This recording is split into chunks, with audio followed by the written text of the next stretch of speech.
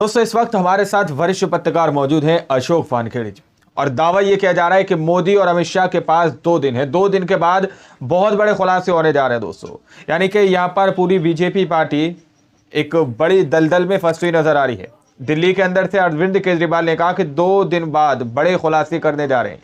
क्या बड़े खुलासे करने जा रहे हैं और किस तरह से बीजेपी पार्टी की यहाँ पर टेंशन बढ़ी हुई है, आप लोग अशोक वानखेड़े सर जी को सुनिए। ऐड है। नमस्कार, स्वागत है आपका न्यूज स्टार्ट। लॉन्चर पर। मैं हूं अशोक वानखेड़े, लेकर आया हूं आपका अपना कार्यक्रम द एक्स-रे।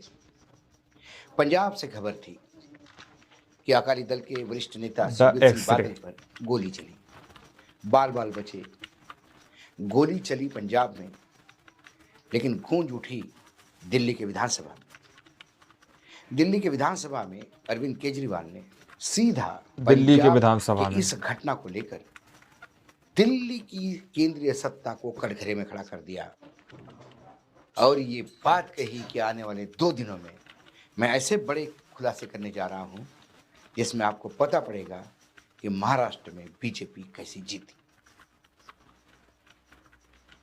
दरअसल मामला ये हुआ कि जब पंजाब में सुखबीर सिंह बादल जी के ऊपर गोली चली, उनकी जान तो बच गई, लेकिन पूरी बीजेपी, यानी जो अरविंद केजरीवाल ने आरोप लगाया है कि पंजाब पुलिस की वजह से एक बड़ा हादसा होते होते बच गया। मैं पंजाब पुलिस की तारीफ करता हूं। उन्होंने कहा कि ये बड़ा हादसा होता यदि पंजाब पुलिस मुस्तैदी नहीं दिखाती, लेकिन पंजाब को बदनाम करने की एक बड़ी साजिश हो रही है। इस घटना के बाद, सुखबीर सिंह बादल पे गोली चलने के बाद, पंजाब में कानून और व्यवस्था को लेकर सवाल उठने लगे हैं। भाजपा और पूरा मीडिया, गोदी मीडिया, मानो पंजाब सरकार पे टूट पड़ा है। पंजाब में आम आदमी पार्टी की सरकार है। पंजाब की टूट एक पड़ा घटना है। पर सवाल उठा रहे हैं, लेकिन दिल्ली में मर्डर फिरौती की कॉल आ रही है तो कह रहे हैं कि दिल्ली में ये कोई मुद्दा नहीं है। गृह मंत्री के घर के 10-15 किलोमीटर के रेंज में सैकड़ों घटना हो रही है। क्या वीआईपी सुरक्षा जरूरी है और आम आदमी की सुरक्षा जरूरी नहीं है?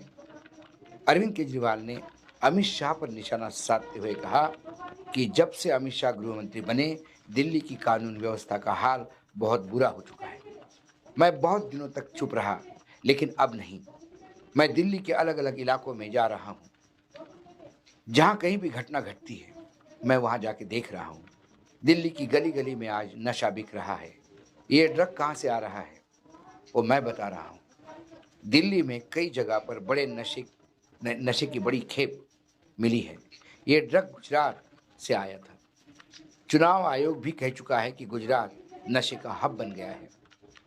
अंकलेश्वर, बड़ोदरा में ड्रग की फैक्ट्रियां हैं। हजारों करोड़ के ड्रग मुंद्रा पोर्ट से पकड़ी गई है। केजरीवाल ने कहा कि पिछले कुछ वर्षों में गुजरात में 2.5 लाख करोड़ की ड्रग पकड़ी गई। समुद्र के रास्ते ड्रग गुजरात पहुंचता है, वहां पर फैक्ट्री लगी है। बताइए। ड्रग तैयार किया जाता है और पूरे देश में भेजा जाता है। पूरे देश में नशे पर कंट्रोल करने की जिम्मेदारी गृह मंत्री की है। गुजरात अमित शाह का होम स्टेट है। मुंद्रा पोर्ट अमित शाह के ही दोस्त की है, यानी अडानी की है। बिना सरकार की मिली भगत के ये ड्रग कारोबार संभव नहीं है। अब ये सवाल उठता है कि ये मिली भगत सरकार के टॉप लेवल से संभव तो नहीं है, चल नहीं सकता। उन्होंने कहा कि मैं आज खुलासा करना चाहता हूं कि जब मैं सीएम बना तो मेरे ऊपर दबाव था कि दिल्ली की बिजली अडानी को सौंप दूं। मैंने ऐसा नहीं किया। अगर ऐसा कर देता तो आज दिल्ली वालों को मैं फ्री बिजली नहीं दे पाता। बताइए, दबाव बना के अडानी पर सौंप दूं। 2 दिन बाद केजरीवाल खुलासा करेंगे। अडानी गए, वहां बिलों में भारी बढ़ोतरी हुई। अब मुझे पता चल रहा है कि शायद इसलिए ही मुझे जेल भेज दिया गया था, क्योंकि मैंने अडानी को दिल्ली की बिजली नहीं सौंपी। 2 दिन बाद बड़ा खुलासा करूंगा, बताऊंगा कि बीजेपी वाले चुनाव में कैसे जीतते हैं। मेरे पास सबूत भी है, गवाह भी है। मैं बताऊंगा कि महाराष्ट्र में ये कैसे जीत गए। अरविंद केजरीवाल का ये कहना, कैसे हुआ? ये सीधा अगर ये सीधा खुलासे कर पाए सही तो क्या अडानी मोदी जी की सरकार ड्रग गिर जाएगी? ये भी सवाल है सरकार से दोस्तों, दोस्ती, बहुत बड़ा। इसका नेक्सस बताता है। उड़ता पंजाब तो हमने सुना था, पंजाब ड्रग के नशे में था, यह हमने सुना था। एक सामाजिक व्यवस्था की वहां जरूरत है जो पंजाब से ड्रग मुक्त कराए, लेकिन यह ड्रग का कारोबार धीरे धीरे अब गुजरात के रास्ते क्यों आ रहा है? मेरी जो कई ऐसे लोगों से बात होती है, गुजरात के रास्ते क्यों आ रहा है? पंजाब से होकर, बहुत सारे हटकर पंजाब से। पत्रकारिता में 30 साल दिल्ली में रहने से विभिन्न अधिकारियों से अपने लेवल पे एक वैयक्तिक दोस्ती भी होती है। खासकर अफगानिस्तान में जब तालिबान की सरकार बनी तो अफगानिस्तान और पाकिस्तान बॉर्डर पे जो ड्रग की रिफाइनरियां लगी थी वो संकट में आ गई। ये पाकिस्तान के साथ दुर्भाग्य भी है, जो बड़े नेता वहाँ नेता बन जाते हैं, जो बड़े व्यक्ति जब नेता बन जाते हैं, सत्ता का पावर उनके पास आता है, तो फिर एक ड्रग की रिफाइनरी वो भी खोलते हैं, क्योंकि इससे ज़्यादा पैसा किसी में नहीं। लेकिन जब तालिबान ने अपनी शिकंजा कसा तो फिर ड्रग उस रिफाइनरी में जाना सही बंद हो है, गया। ड्रग की कमाई से ज्यादा पैसा। पाकिस्तान और तालिबान का वैसा भी टकराव लगातार बढ़ ही रहा है। ऐसे में ड्रग वाले अपना धंधा तो बंद नहीं करते, उन्होंने समुद्री रास्ते से गुजरात से ड्रग का प्रवेश किया। नहीं तो पहले पाकिस्तान में रिफाइन होके फिर राजस्थान से होते हुए जो फिर मंदसौर, रतलाम, मुंबई वाला जो रूट था, या फिर मध्य प्रदेश से दक्षिण भारत की तरफ जो रूट था, उस रूट पे ये ऑपरेट करते थे। अब सीधा सीधा सी पोर्ट पे आता है, वहाँ से मुंबई जाता है।